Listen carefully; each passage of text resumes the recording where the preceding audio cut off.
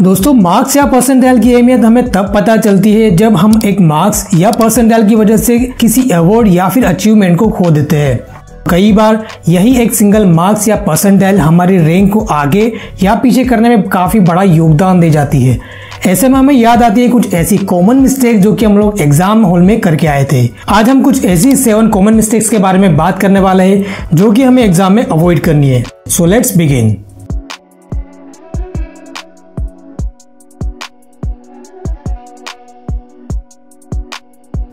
Space between the lines. अब यहाँ पर क्या होता है, कई बार स्टूडेंट्स 2 आंसर के बीच में कोई भी गैप नहीं रखते हैं। जैसे कि यहाँ पर स्टूडेंट्स ने रखा हुआ है, काफी अच्छे से और सिस्टमेटिक है। 2 आंसर के बीच में यहाँ पर एक काफी अच्छी सी गैप रखी हुई है इसने, ठीक है ना। तो एग्जामिनर जब भी आपकी आंसर को भी चेक करता है तो सबसे पहले वो आपका फॉर्मेट देखेगा कि आपका फॉर्मेट कैसा है। अगर आपका फॉर्मेट उसको समझ में आएगा तभी वो कॉपी अच्छे से चेक कर पाएगा। तो ये चीज़ का आपको खास ध्यान रखना है। जब भी आप 2 आंसर लिखो तो उसमें आपको एक बीच में अच्छे से 1 लाइन का मिनिमम आपको गैप जरूर से छोड़ना है। मेरे पास एक और कॉपी आई थी एक स्टूडेंट की, जिसे आप देख सकते हैं काफी कंजेस्टेड है। आपको इसमें कुछ समझ में भी नहीं आएगा कौन सा आंसर कहाँ से स्टार्ट हो रहा है। अगर यहाँ से हम लोग सीरियल नंबर हटा देना तो आपको पता भी नहीं लगेगा कि आंसर आपका कहाँ से स्टार्ट हो रहा है। ये गलती आपको बिल्कुल भी नहीं करनी है। आपको 2 आंसर के बीच में 1 लाइन का गैप जरूर से छोड़ना है और आपको काफी अच्छे से सिस्टमैटिकली अच्छे फॉर्मेट में आंसर को लिखना है। स्क्रिबलिंग। अब यहाँ पर जब भी आप एग्जाम में कोई भी आंसर लिखते हो तो आपको ओवर राइटिंग बिल्कुल भी नहीं करना है, ठीक है। जैसे कि यहाँ पर किया हुआ ओवर राइटिंग, इस तरीके से आपको ओवर राइटिंग नहीं करना है। और इन केस अगर आपसे कोई मिस्टेक हो जाती है तो भी आपको इस तरीके से स्क्रिबलिंग नहीं करना है। कोशिश करिए अगर आपके पास वाइटनर है तो आप वाइटनर यूज करें। जितनी आपकी कॉपी नीट एंड क्लीन होगी, जितना फॉर्मेट आपका अच्छा होगा, उतना ही एग्जामिनर आपकी कॉपी जो है अच्छे से खुश होकर के चेक करेगा, राइट। और आपके मार्क्स बढ़ने के चांसेस इसमें बढ़ जाते हैं। ये छोटी छोटी कॉमन मिस्टेक्स है, इसमें आपको अच्छे से ध्यान रखना है, ठीक है।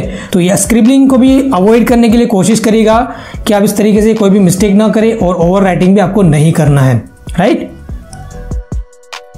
Using pen for highlighting diagrams. अब यहाँ पे आपको काफी अच्छे से ध्यान रखना है। आपको एग्जामिनेशन में पेन का इस्तेमाल नहीं करना है जब भी आप डायग्राम ड्रॉ करते हैं।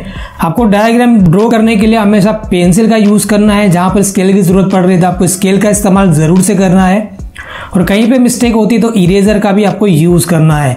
आपको कहीं पे भी पेन का इस्तेमाल नहीं करना है। जहां पे भी जरूरत पड़े आपको डायग्राम के लिए पेंसिल का यूज करना है, ताकि आप अगर पेंसिल से डायग्राम को ड्रॉ करते हैं तो कहीं पे भी आपकी मिस्टेक होती है तो आप उसे इरेज भी कर पाओगे, राइट। और जो भी इसके बॉडी पार्ट्स या जहां पे भी आपको डायग्राम में उसके पार्ट्स को मेंशन करने का नंबर आता है तो आपको वहां पर पेंसिल का ही इस्तेमाल करना है, right. Does not follow page margin. अब यहाँ पर काफी सारे स्टूडेंट्स क्या करते हैं, मार्जिन बिल्कुल भी फॉलो नहीं करते हैं। सबसे पहले आपको क्या करना है, जब भी आपके पास आंसर शीट आती है और आपकी आंसर शीट में मार्जिन नहीं है तो आपको मार्जिन खींच लेना है लेफ्ट और राइट साइड दोनों में, राइट। ताकि आपकी कॉपी जो है वो एक सिस्टमैटिक लगेगी और जो आपने मार्जिन खींचा हुआ है लेफ्ट एंड राइट साइड में, उन दोनों के बीच में आपको आंसर लिखने रहेंगे। और अगर ये मार्जिन आप फॉलो करते हैं तो आपका जो कॉपी जो है काफी अच्छे फॉर्मेट में दिखाई देगी। एक और बेनिफिट हमको यहाँ पर ये मिलेगा कि आपके कम वर्ड भी आपके यहाँ पर काफी ज्यादा दिखाई देंगे, ठीक है। तो इस चीज का भी आपको बेनिफिट मिलेगा। आपको एग्जाम हॉल में काफी सारी आंसर शीट दी जाएगी ब्लैंक, उसको आपको यूज करना है। फ्री में मिलेगी, इसमें कोई आपको चार्ज नहीं लग रहा है तो आपको उसे यूज करना है, ठीक है ना दोस्तों। आपको कंजूसी बिल्कुल भी नहीं करनी है। जितनी कॉपी आपकी नीट एंड क्लीन रहेगी, अच्छे फॉर्मेट में आपने एग्जामिनेशन को लिखा होगा तो आपको ज्यादा मार्क्स मिलने के चांसेस रहेंगे, राइट। तो आपको मार्जिन को आपको जरूर से फॉलो करना है, राइट।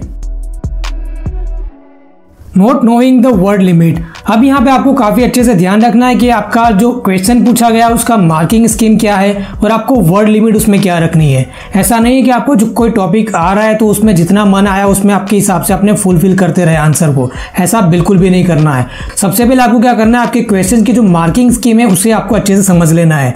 यानी कि अगर आपको 1 मार्क्स का क्वेश्चन पूछा गया है तो आपको 1 लाइन में आंसर देना है।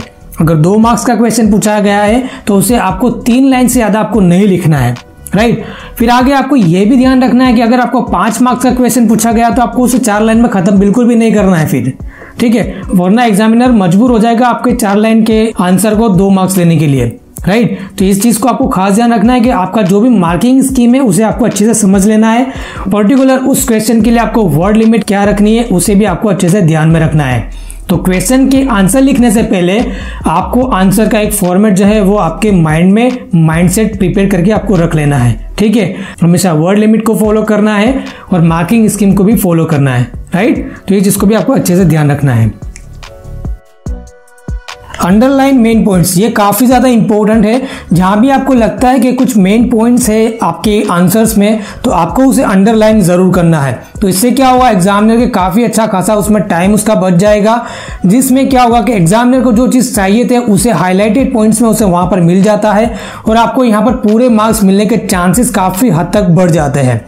तो यहाँ पर आपको इस चीज का खास ध्यान रखना है, जहां भी आपको मेन पॉइंट्स लगते हैं उसे अंडरलाइन जरूर करना है, स्पेशली जो भी आपके आंसर्स रहते हैं। क्योंकि सबसे पहले जैसे कि मैथमेटिक्स की कॉपी होगी तो उसके जो आंसर्स को जो है एग्जामिनर सबसे पहले देखता है।